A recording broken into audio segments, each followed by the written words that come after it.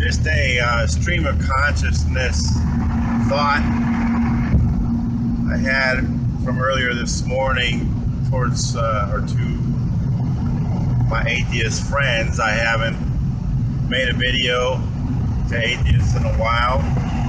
Don't want you to think I've forgotten about you. I think about you. God thinks about you all the time.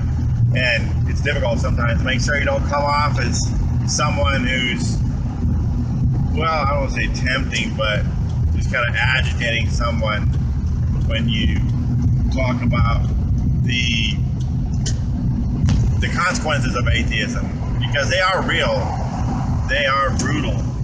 But I want to try to say things in a way that lets you know that, hey, I don't hate you. You might be right, I might be wrong. You believe sincerely, I believe sincerely. But hopefully you'll consider something. I try to consider things when I hear them, new things. I like to learn things. Keep an open mind, but not so open that your brains fall out, as the old saying goes. So, if you, an atheist, would consider, and this is the part where I'm going to resist or try to form this thought in a way it doesn't sound offensive, is that essentially the atheist believes in nothing. And what I want to explain, I want to try to explain that. So say you believe in no creator, just things are, and they just are. We don't know the origin, but there's nothing behind it. There's no intelligence, there's no designer, there's no God, whatever people like to assign to it. There's nothing other than the material existence we see before us and can perceive with our five senses. And someone else believes in God, then there isn't. You both come to the same end. Both of your lives mean just as much, because you're just a cog in a wheel. The God believer is evolving in whatever way he's evolving. You're evolving in whatever way you're evolving, and so the race of man will evolve in whatever way it evolves. You can look at the universe and see that it functions quite well in its physical realm. It would seem anyway from our perspective. And yet here on Earth, things don't seem to work so good. So in other words, there's a universe, and for some reason no people came to exist, or before people came to exist, because I guess in the most common secular view of the universe, it's 14.5 billion years old since the Big Bang, I think, and man only came on the scene in the last few 100,000. I mean, life has been around for millions, but even that life is a very, very small fraction of existence, and for all we know, life could be wiped out again, either by itself or some cosmic incident. So, to that extent, if there truly is no God, whatever you think or believe means nothing. It means absolutely nothing. It might mean something to you in a personal sense while you are alive, but once you're gone, everything about you dies with you. You say, well, no, I pass it on to someone else. Okay. And that means what? You pass it on to someone else who's gonna in turn die. And so why would you have significance in that thing unless you're gonna make that thing or that thought or that belief? I resist calling it an ideal, because it seems like an ideal is something you have in a universe or an existence where there are values of good and bad, but there doesn't seem to be any purpose for good or bad, because in a godless universe, because is the lion bad or evil that kills the gazelle or the wildebeest? No, he's just being a lion. And if you're an atheist who believes that there is no such thing as a spirit, I think you'll agree that we are just an elevated lion or an elevated ape, or we're just, or not, maybe not even elevated. Well, I've had atheists tell me, well, you're not elevated. We're actually worse. At least they just act on their instinct. We think and we decide to do evil things. How can a thing do something evil when it's just trying to survive and just eating? Whereas we could just survive and eat without killing anything if we wanted to. We could just live off of vegetables and stuff. But of course, then you have people that think that's a crime to kill plant life. But anyway, we want to get off into that.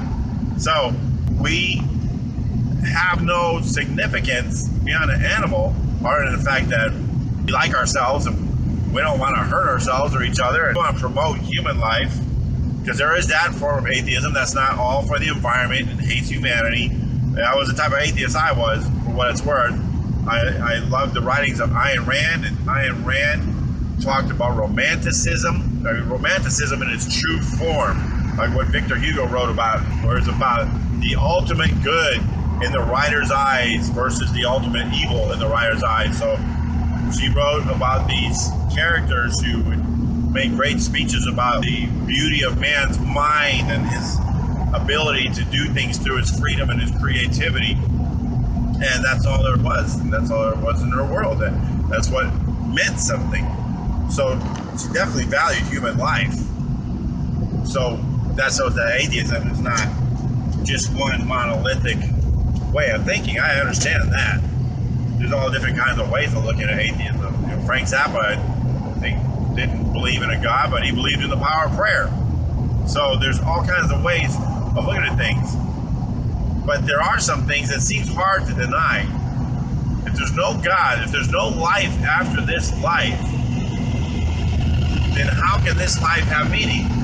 I get the whole argument that it makes this life even more meaningful, because that was the argument I used to make when I was atheist. Well, geez, this is the only life I have.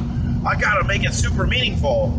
And maybe that works for some people, man. That's why people are out there getting all they can out of life. You know, what was that old beer commercial? Schlitz or something. Go for the best. Go for the gusto. It didn't seem to work for me. I didn't really live life knowing that. And I don't know really if that was the reason for it, if that's why I had hopelessness. But clearly there are a lot of people who are self-destructive who seem to be that way because they think that there's no meaning to life. Because they realize really there is no meaning to life if this is all there is. And seriously, think about it. I can have all these profound thoughts about love and beauty and kindness, and boom, I'm dead. It's over. Communist Party moves in, or there's a 1,000-year Reich, as Hitler wanted to have it. And, you know, civilization, he could have won, you know. He had great technology, great scientists. What if it worked, quote unquote? And we went into another dark age, a very highly technical, but completely dark age as far as milk of human kindness, so to speak. We just entered into that dark age. All the lives that lived then and died, or even just looking back to the dark ages we had, or the lives that are being lived right now in very terrible circumstances, where there's violence and war, and they're being snuffed out so soon, and they don't even have a chance to find out what's in their mind, what creativity they have, what they don't have the freedom to even find out what potential they have before their life is over. And again, I understand atheists use that as an argument against a God. Say, see, wow, how can there be a God? But that betrays something in the atheist, a kind of an anger, a kind of that there is no God and I hate him thing. I know that's an oversimplification. I'm not trying to offend anyone by saying that, but that is kind of the thing. This is saying this is unfair. So by the unfairness, that in a way proves that there is no God, because God would have to be fair. His being just has to do with eternity, in the context of eternity, as opposed to a short little time. Of course, it would be unfair if this was all there was, and there was people who never got to have any sort of freedom. Their whole short life was suffering, or even a long life was suffering. There's a lot of people like that. But I'm meandering, so I'm going to end this right now and try it again later.